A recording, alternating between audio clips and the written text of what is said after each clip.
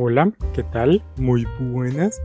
El día de hoy pues les traigo otra parte de esta sección en el canal que pues estamos llamando el rincón de la no ficción.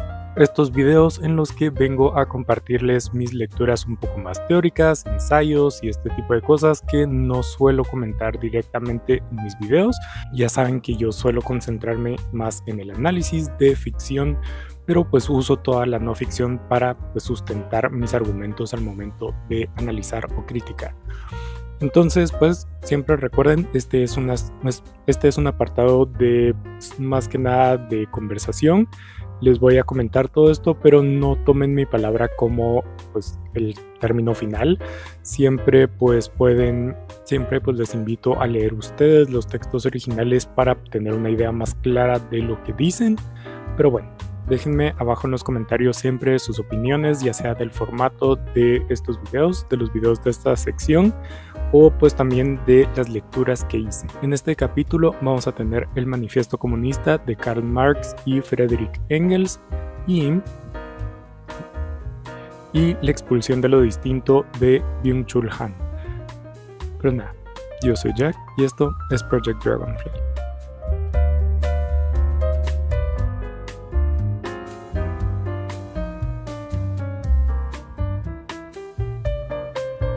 Entonces, en no ficción leí 2 libros este mes.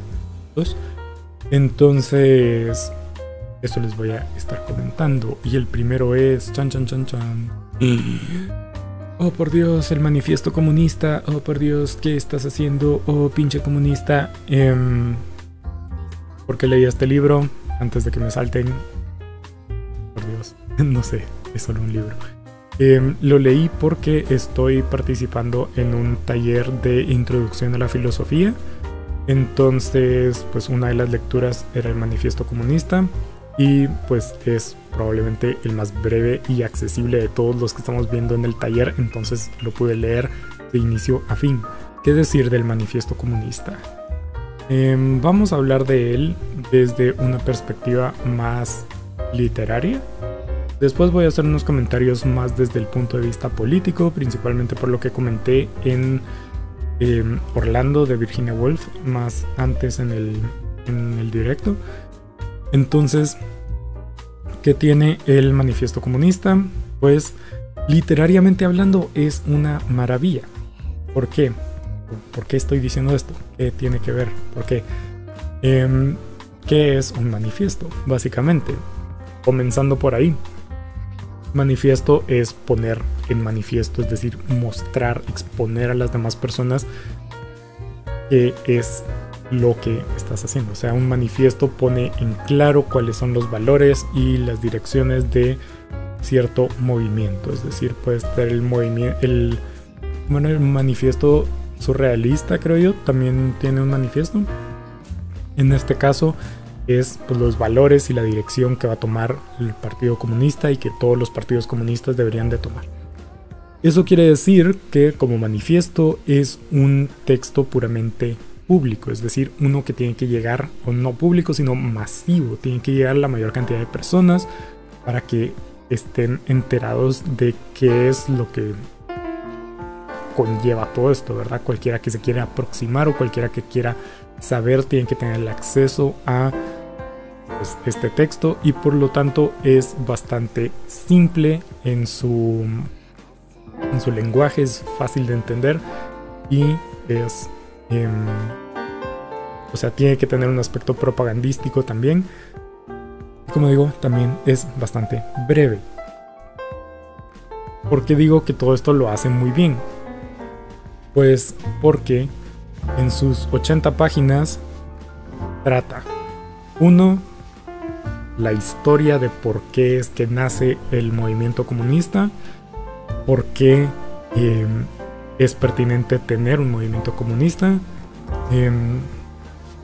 De ahí aborda qué es el movimiento comunista, responde a críticas sobre el movimiento, da un plan de acción claro y definido y pues al final un llamamiento a la acción. Y no solo eso, sino también antes del movimiento a la acción da como distinción frente a otros movimientos similares y por qué el comunista es diferente, y al final pues el llamamiento a la acción.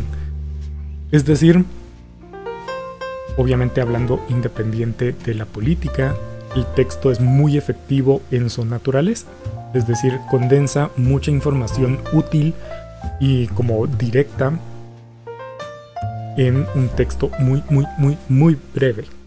También es muy efectivo porque no solo breve y como abarcando varios temas, tiene también un lenguaje simple, es decir, Marx y Engels escribían principalmente para obreros, al final de cuentas a quien más le interesa el movimiento comunista que a obreros, al proletariado.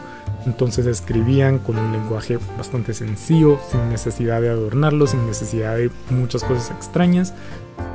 Y pues al final de cuentas también el aspecto propagandístico que les dije que tiene que tener al final de cuentas por ser un texto masivo, pues lo hace muy bien. O sea, tiene frases muy breves que están metidas dentro de toda esta teoría que llama a moverse, llama a la acción.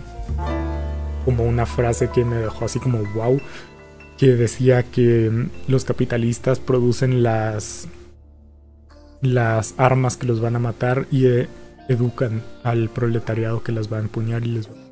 No sé si la cita, pero claro. Y pues la cita final o la frase final, que es como la más grande y la más conocida de este texto, que es: proletariado de todo el mundo, unidos. Entonces, pues sí, como digo, como texto es maravilloso, o sea, está muy bien hecho.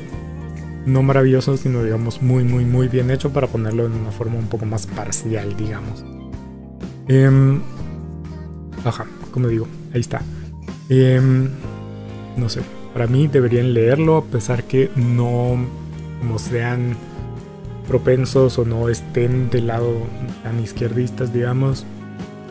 Deberían leerlo solo por ver como esta maestría de tratar un como género literario específico.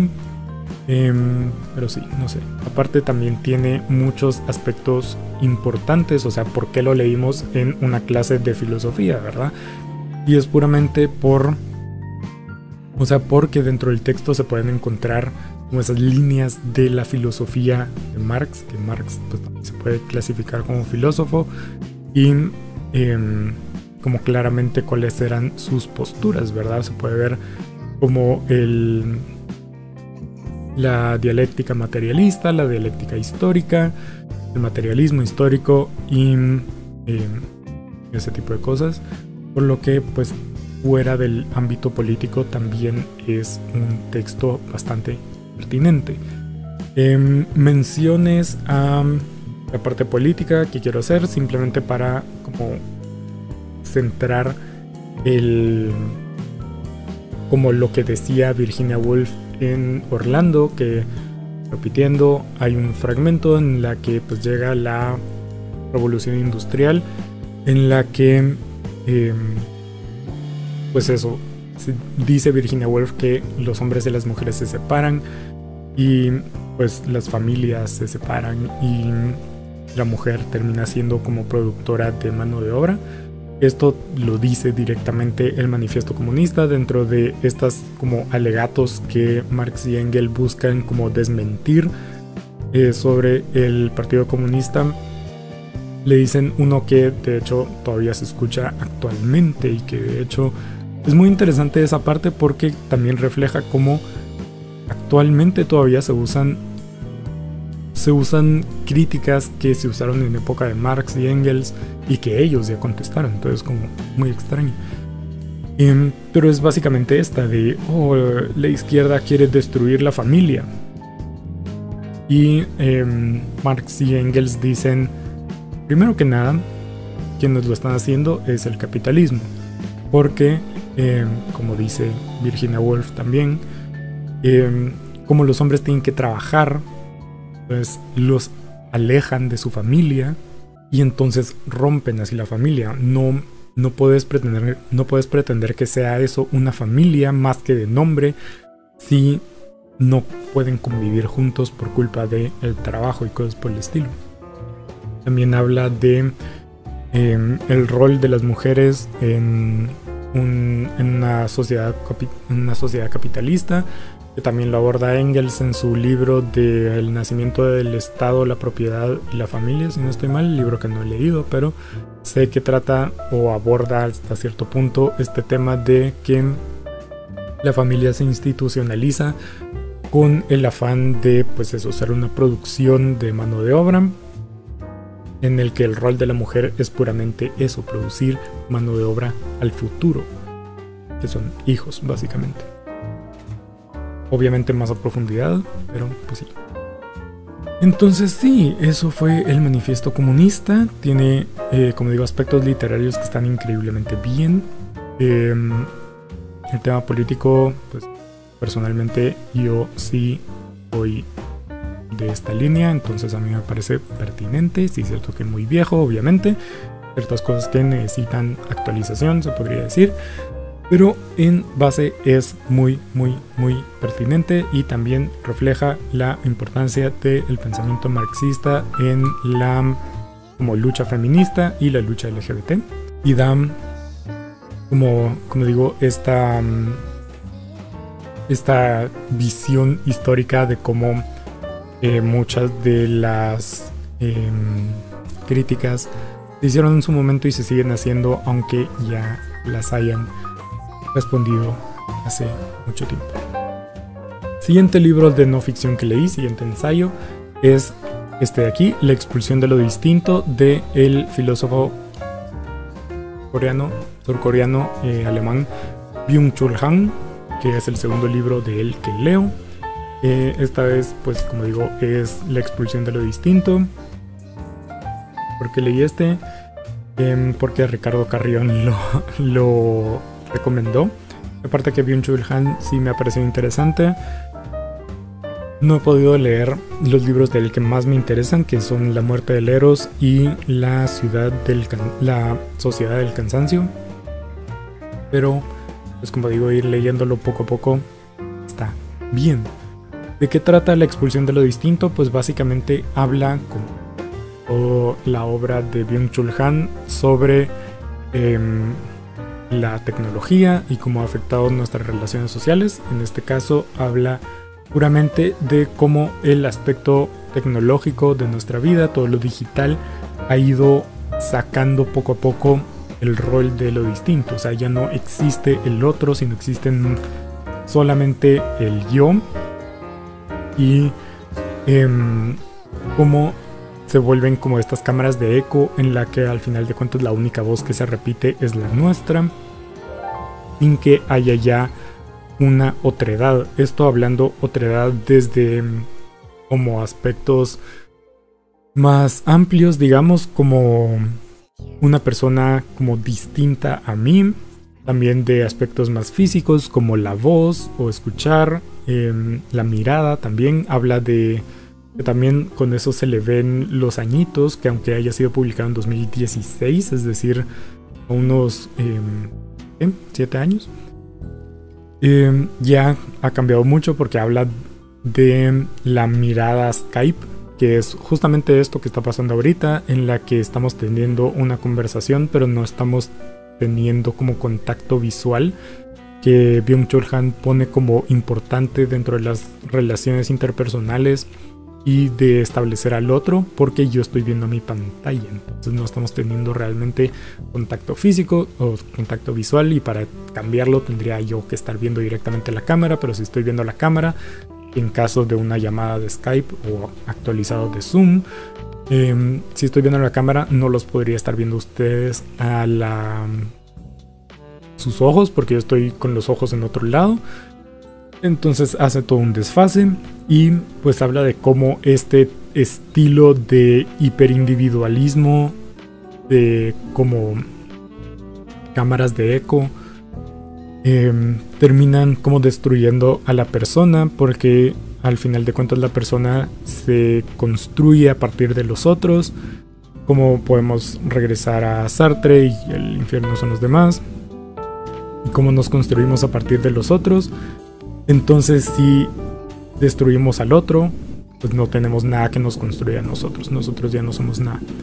Entonces, como eso provoca depresión, como eso provoca actos más extremistas, como el extremismo político y ese tipo de cosas, que me pareció, Byung-Chul Han tiene lo bueno que es un filósofo no muy complejo, es decir, no usa palabras muy complejas, no usa expresiones muy complejas, sino que es bastante accesible. Sí es cierto que pues obviamente hay que tener bagaje filosófico para entender sus referencias y ciertas palabras, pero como digo, Byung-Chul Han es bastante accesible, entonces hace muy amena su lectura. Son frases muy cortas, muy directas, por lo que, pues como digo, es muy cómodo leerlo. Sí es cierto que La expulsión de lo distinto no me pareció tan interesante como En el enjambre, que fue el libro de él que leí anteriormente. No sé si fue porque ya estoy acostumbrado al estilo de Byung-Chul Han, entonces no me sorprendió. Pero, como digo, hay muchas cosas de él que también vi en el enjambre que no siento que correspondan completamente a la realidad, y también,